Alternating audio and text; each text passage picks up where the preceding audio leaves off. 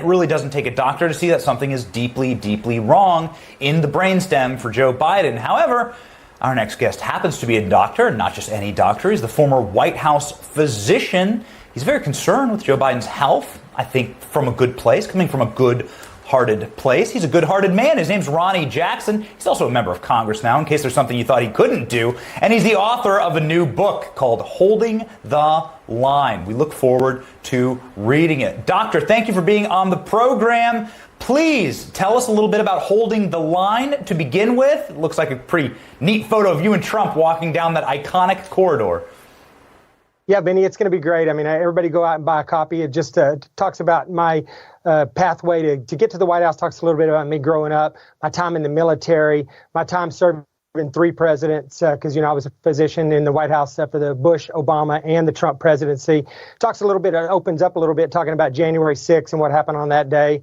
And it just closes talking about, some stuff with Obama and Trump in particular. And the letter that Obama wrote to me got leaked out, and that's kind of been the focus of what's going on. But there's a lot more stuff in there. But it's a great book, and I think your viewers will enjoy it.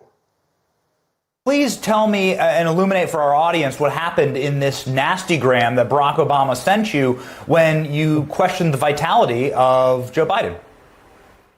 Well, you mentioned earlier, it doesn't take a doctor to see what's going on anymore. Anybody can see this. We've all had relatives that have had cognitive issues, whether it's been Alzheimer's or Parkinson's or multi-infarct dementia or something like that, but some kind of age-related cognitive decline. You can see that happening with Joe Biden. He's confused. He's lost. He shuffles when he walks. He slurs his speech. He's got definite signs and symptoms of this cognitive decline. So I don't know if you remember or not, but when I was the President Trump's physician, the press was relentless. The press and the elites in academic medicine and mainstream media, they were all over me about getting cognitive tests done for President Trump because they were saying he wasn't cognitively fit to be the president. Now, the only reason they said that was because they didn't like the nature of his tweets and they didn't like his personality. He never did anything that was really a cognitive, that was a cognitive issue. Now we have a president that's every single day is demonstrating he's got these issues. Well, I got a little tired of the double standard, so I tweeted out or retweeted a tweet from Ronna McDaniel where she had put a clip in there of Biden when he was campaigning. This was when he was campaigning. He didn't know where he was at. He didn't know what office he was running for. Thought he was running for the Senate. And I just got tired of the hypocrisy and the double standard. I retweeted that with just a pretty benign tweet. I said, hey, does anybody remember the cognitive test that I gave at real Donald Trump? The one that he aced. Looks like somebody else needs a test. Scary. That was it. When about 30 minutes later, I got my phone ding, I got an email directly from President Obama, just really coming right after me. He said he was, disappointed in me and that, it was beneath me as a Navy Rear Admiral, beneath me as a physician of the president. It was a direct assault on him and his administration and the people that I'd worked for at the White House. And, he really hoped I'd use better judgment in the future. And he couldn't believe the cheap shot I took at Joe Biden on Twitter. But, I was just saying what everybody else was thinking at the time, and certainly what everybody's thinking now. That was 2 years ago when he was campaigning. Now it's on full display, not just for people in the United States, but all over the world. People are seeing the problems that this man's having, and it is not good to have a commander-in-chief, a head of state, and a president of the United States, a leader of the free world, that's in the condition that he's in right now. And so I've continued to demand that he have some type of cognitive test and that his medical team address what's going on, but we haven't heard anything yet. Okay, so two-part question here. Did you respond to Barack Obama? What did you say?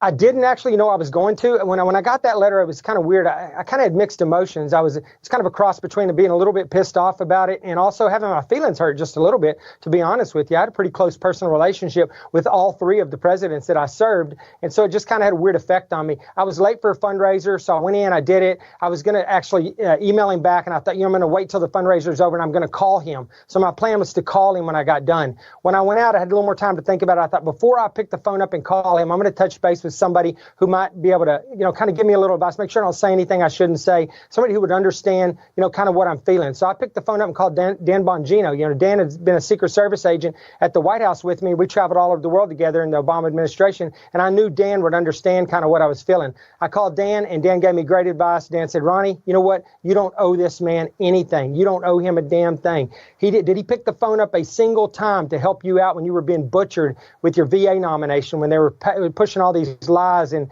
this made-up garbage that they were trying to tear your nomination down. All that he knew was Obama knew it was all false and it was all lies, but he didn't pick the phone up and make any calls. He could have made one phone call and put it to bed, but he didn't do anything to help you. You don't owe this man anything. And I thought, you know what, Dan's right.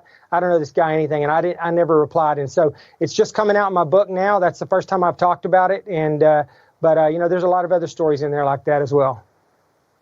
So you left Barack Obama on red. Wow. That's great. Yep. And Dan Bongino, truly a humble dude who also is a great servant. Yeah. Absolutely. And great advice from that man. But also not tough advice that Barack Obama's a selfish guy. I would wonder if Barack Obama would watch this series of clips that we've put together, just 30 seconds really, of Joe Biden's most recent gaffes in public around the world and in this nation, and what Barack Obama would think about this.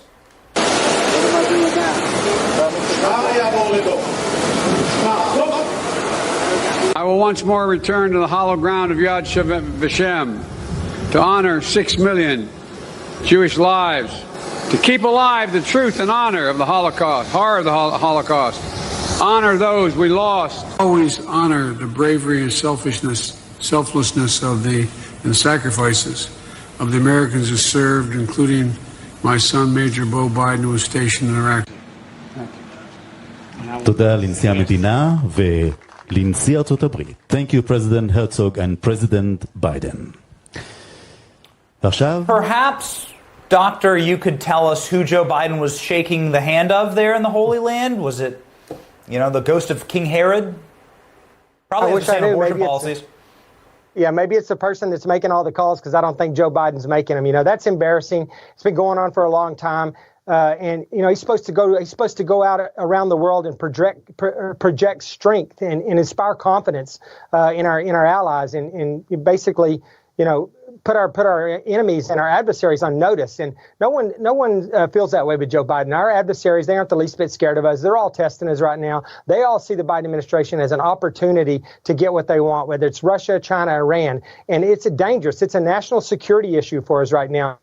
You can see what it's doing to us domestically, too, obviously, our economy and price of gas and crime in the streets and our southern border. Everything this man touches is a disaster because he's not in charge and he's not leading. And he needs to resign. He needs to let somebody else do the job. They need to get rid of him. And I think the Democrats are starting to figure that out as well. They're starting to talk about it. There's stuff in the New York Times recently, and it's starting to show up on some of the liberal media that something might be wrong with him, and they may have to address this in the very near future. And I've been saying that since he was candidate, Joe Biden. Yeah. I wonder if they're all getting nasty emails from Barack Obama. Barack Obama's sitting there with all of his Netflix money writing nasty emails to everyone, including the New York Times and the Washington Post. We only have 15 seconds left, Doctor. 2024 run for Donald Trump. Clean bill of health. What do you think? Clean bill of health. He can do it if he wants to. It's all going to be up to him, but he's 100% ready to go. And you can watch him on a day-to-day basis, and you can see he's got what it takes. Mm-hmm. Yep. Is there a medical term for aging backwards? I don't know, man. The guy looks younger. I know he does, doesn't he? And it's just because he's in his element when they're coming after him. It brings other people down, but he feeds on it, and that's why we need him, because he's a fighter. Yep. All right. Good luck in your race, sir, and the good doctor. Join the program anytime you wish. Thank you, Benny. Appreciate it. All right.